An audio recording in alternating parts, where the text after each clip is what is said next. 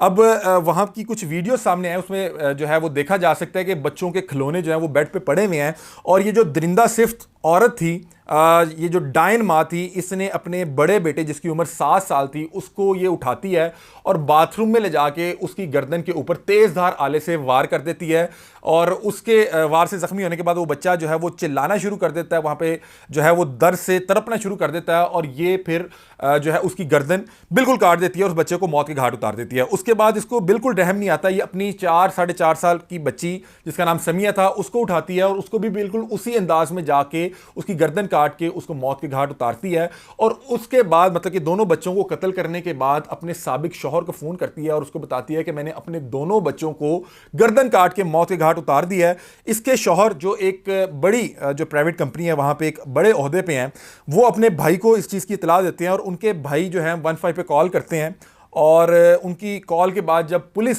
जो है इस घर पे पहुंचती है तो बताया जा रहा है कि ये खातून बाथरूम में अपने दोनों बच्चे जो कि मुर्दा हालत में थे उनको अपनी झोली में समाए वहाँ पे बैठी हुई थी, और इसी के पास इसका जो वो आला कत्ल था वो भी मौजूद था, और इसको बड़े तरीके के साथ हैंडल करके इसको जो है पहले काबू किया जाता है, फिर दोनों बच्चों को अस्पताल मुंतकिल किया जाता है जहाँ पर उन दोनों बच्चों की जो मौत की तस्दीक डॉक्टर्स करते हैं। और इस खातून से जब तफ्तीश का आगाज़ किया जाता है तो उस पर वो बड़ी अजीबो गरीब बातें शुरू करती है। वो उसमें ये बात बताती है कि मेरा बड़ा बेटा ज़रार जिसकी उम्र 7 साल थी वो मुझे अक्सर कहा करता था कि अम्मी मुझे किसी ऐसी जगह ले जाएं या मुझे ऐसी जगह पहुंचा दें या मुझे वहां पहुंचा दें जहां पे किसी किस्म की तकलीफ ना हो। तो उसने कहा कि चूंकि मेरा बेटा मुझे बार बार कहा करता था कि मुझे ऐसी जगह पहुंचा दें जहां किसी किस्म की तकलीफ ना हो, तो मैंने उसको ऐसी जगह पहुंचा दिया जहां पे अब उसे किसी तकलीफ का सामना नहीं करना पड़ेगा। आप सोचें कि एक 7 साल का बच्चा अपनी माँ से अगर ये बात कर भी रहा है कि अम्मी मैं ऐसी जगह जाना चाहता हूँ जहां किसी तकलीफ का सामना ना करना पड़े, तो आप सोचें कि वो बच्चे कितने जहनी दबाव का शिकार होंगे। और जब देखते होंगे कि माँ बाप, चूंकि इनकी शादी जो है बहुत ज़्यादा खुशगवार नहीं थी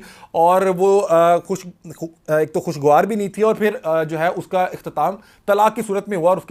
उसके बाद जो है वो वालिद उन बच्चों का जो है वो अलहदा रहने लग गया, वालदा अलहदा रहती थी, और बच्चे बहरहाल इस तमाम तकलीफ का सामना कर रहे थे। और इस तमाम तकलीफ के होते हुए वो बच्चा अक्सर अपनी माँ से कहता था कि मैं ऐसी जगह जाना चाहता हूँ जहाँ पे किसी किस्म की तकलीफ ना हो, क्योंकि बच्चे जो है वो चीज़ें समझने से कासिर होते हैं, उन्हें नहीं पता लग रहा होता कि अम्मी के क्या मसाइल हैं, अब्बू के क्या मसाइल हैं, या ये आपस में क्यों लड़ रहे हैं, या ये दोनों आपस में क्यों एक साथ इकट्ठे नहीं रह रहे। वो छोटे बच्चे थे और वो चाहता था कि हम एक ऐसी जगह जाएं जहां पे किसी किस्म की कोई परेशानी, कोई मसाइल ना हो, मेरे अम्मी अब्बू एक साथ रहें, खुश रहें। तो बहरहाल वो ये बात किया करता था। और उस खातून चूंकि वो पहले से जहनी अमराज में मुब्तला थी, तो उसने उसका किया क्या कि उसने उसके साथ